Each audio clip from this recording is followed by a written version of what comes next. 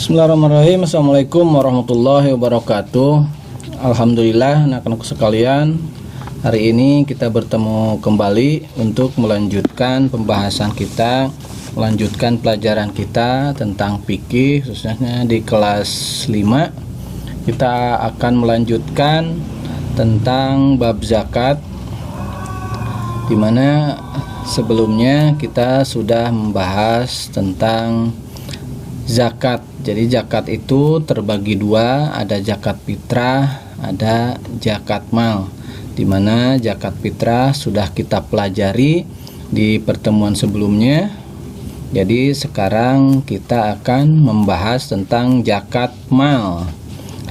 Zakat mal itu kita mengenalnya atau kita bisa menyebut juga dengan zakat harta, karena arti dari mal itu sendiri adalah harta. Ya, yang disebut zakat mal itu adalah zakat yang dikeluarkan sebagian dari harta kita yang dimiliki untuk diberikan kepada yang berhak setelah mencapai syarat-syarat tertentu. Kemudian apa saja syarat-syarat itu? Syarat-syarat tertentu itu seperti apa? Misalnya pertama, syaratnya harta itu milik sendiri. Artinya bukan milik orang lain yang kita kuasai, tapi benar-benar milik sendiri. Kemudian termasuk harta yang berkembang.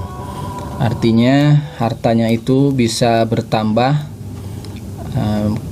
bisa diolah untuk bisa berkembang lagi, lebih banyak lagi hartanya, tidak harta yang beku. Kemudian sudah mencapai nisab dan haul. Selanjutnya melebihi kebutuhan pokok, artinya ada harta lebihnya dari kebutuhan pokok kita. Kita punya harta tetapi hanya cukup untuk kebutuhan pokok saja, maka itu berarti belum memenuhi syarat wajib zakat. Kemudian orang yang mempunyai harta itu terbebas dari hutang. Artinya ketika memiliki harta itu tidak terlilit dengan hutang. Kemudian apa sih arti nisab dan haul itu? Jadi yang namanya nisab adalah batas minimal harta yang dimiliki, batas banyaknya harta yang dimiliki oleh seseorang. Kemudian haul, kalau haul itu adalah batas minimal waktu harta yang dimiliki oleh seseorang, yaitu batas waktunya itu minimal 1 tahun. Jadi kalau misalnya kita punya simpanan uang, kalau sudah disimpan selama 1 tahun dan sudah memenuhi nisabnya, maka uang itu harus dikeluarkan zakatnya. Kalau belum 1 tahun meskipun sudah mencapai nisab, maka itu belum wajib zakat. Itu yang dinamakan haul.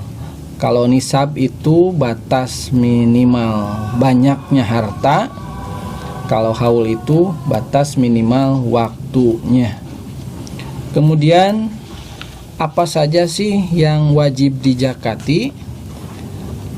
Harta atau benda yang wajib dikeluarkan zakatnya diantaranya ada hewan ternak, ya, seperti kerbau, sapi, domba atau kambing. Ya, kalau di Arab sana ada yang namanya unta juga. Itu adalah hewan-hewan ternak yang wajib dikeluarkan zakatnya.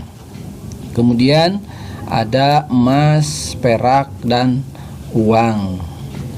Kemudian yang ketiga ada dari hasil pertanian, seperti misalnya padi, jagung, dan hasil pertanian lainnya.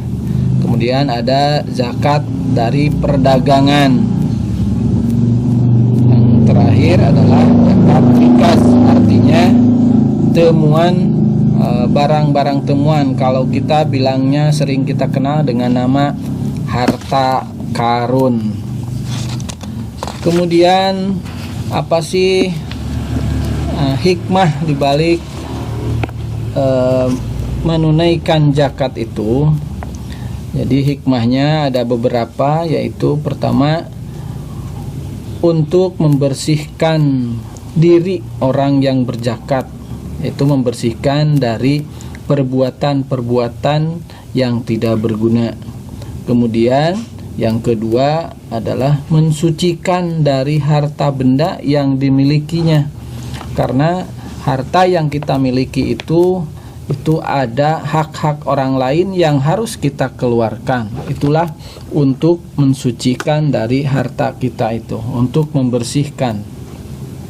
Yang ketiga adalah tentunya untuk meringankan beban-beban orang miskin, orang yang tidak mampu, agar mereka dapat terlepas dari kesulitan, terutama kesulitan makan, kebutuhan sehari-harinya. Yang keempat, zakat itu sebagai ungkapan rasa syukur kepada Allah Subhanahu wa taala atas nikmat yang telah diberikan oleh Allah Subhanahu wa taala. Kemudian yang kelima adalah untuk membersihkan, artinya untuk menjaga hubungan antara yang kaya dan yang miskin, itu menjaga hubungan kasih sayang yang erat di antara mereka. Kemudian yang keenam adalah untuk mengurangi kesenjangan ekonomi, kesenjangan sosial antara yang kaya dan yang miskin. Nah, anak-anakku sekalian, demikianlah sekilas tentang zakat mal. Kemudian nanti ada tugasnya, silahkan dikerjakan seperti biasa. Kalau sudah selesai, nanti dikirimkan ke Bapak. Itu saja untuk pertemuan kali ini. Terima kasih atas perhatiannya. Assalamualaikum warahmatullahi wabarakatuh.